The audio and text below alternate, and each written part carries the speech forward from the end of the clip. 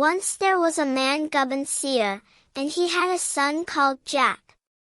One day he sent him out to sell a sheepskin, and Gubbon said, "You must bring me back the skin and the value of it as well." So Jack started, but he could not find any who would leave him the skin and give him its price too. So he came home discouraged. But Gubbon Seer said, "Never mind, you must take another turn at it tomorrow." So he tried again, and nobody wished to buy the skin on those terms. When he came home his father said, "You must go and try your luck tomorrow," and the third day it seemed as if it would be the same thing over again.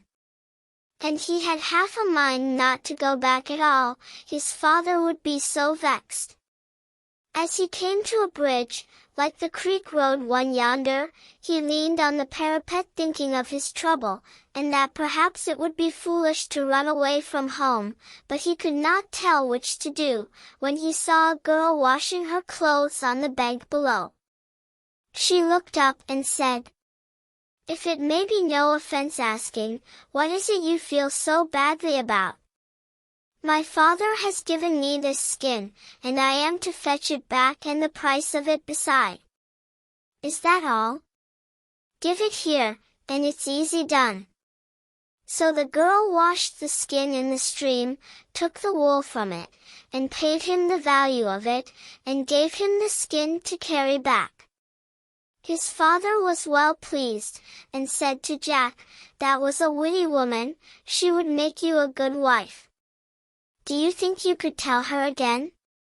Jack thought he could, so his father told him to go by and by to the bridge, and see if she was there, and if so bid her come home to take tea with them. And sure enough Jack spied her and told her how his old father had a wish to meet her, and would she be pleased to drink tea with them. The girl thanked him kindly, and said she could come the next day, she was too busy at the moment. "All the better," said Jack, "I'll have time to make ready." So when she came Gubbon Seer could see she was a witty woman, and he asked her if she would marry his Jack. She said, yes, and they were married. Not long after, Jack's father told him he must come with him and build the finest castle that ever was seen, for a king who wished to outdo all others by his wonderful castle. And as they went to lay the foundation stone, Gubbon Seer said to Jack, "Can't you shorten the way for me?" But Jack looked ahead and there was a long road before them, and he said, "I don't see, father, how I could break a bit off." "You're no good to me, then, and had best be off home." So poor Jack turned back, and when he came in his wife said, "Why, how's this you've come alone?" And he told her what his father had said and his answer. "You stupid," said his witty wife, "if you had told a tale you would have shortened the road. Now listen till I tell you a story, and then catch up with Gubbon Seer and begin it at once.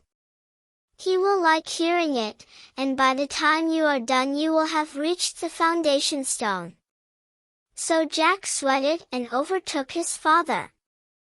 Gubbon Seer said never a word, but Jack began his story, and the road was shortened as his wife had said. When they came to the end of their journey, they started building of this castle which was to outshine all others. Now the wife had advised them to be intimate with the servants, and so they did as she said, and it was "Good morning," and "Good day to you," as they passed in and out. Now, at the end of a 12-month, Gubbon, the wise man, had built such a castle thousands were gathered to admire it. And the king said, "The castle is done. I shall return tomorrow and pay you all." "I have just a ceiling to finish in an upper lobby," said Gubbon, "and then it wants nothing." But after the king was gone off, the housekeeper sent for Gubbon and Jack, and told them that she had watched for a chance to warn them, for the king was so afraid they should carry their art away and build some other king as fine a castle, he meant to take their lives on the morrow. Gubbon told Jack to keep a good heart, and they would come off all right.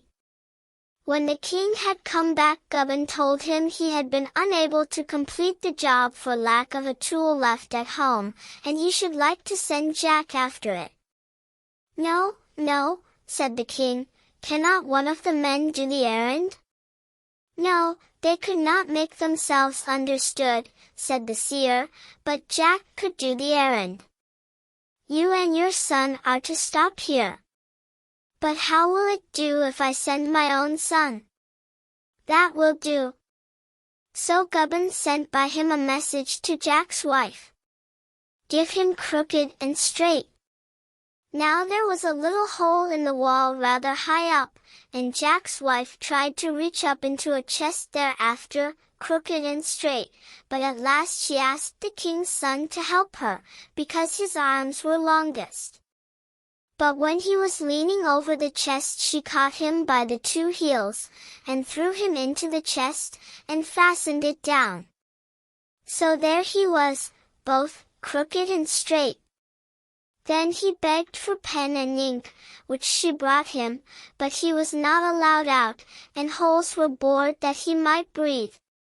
When his letter came, telling the king, his father, he was to be let free when Gubbon and Jack were safe home, the king saw he must settle for the building, and let them come away. As they left, Gubbon told him, now that Jack was done with this work, he should soon build a castle for his witty wife far superior to the king's, which he did, and they lived there happily ever after.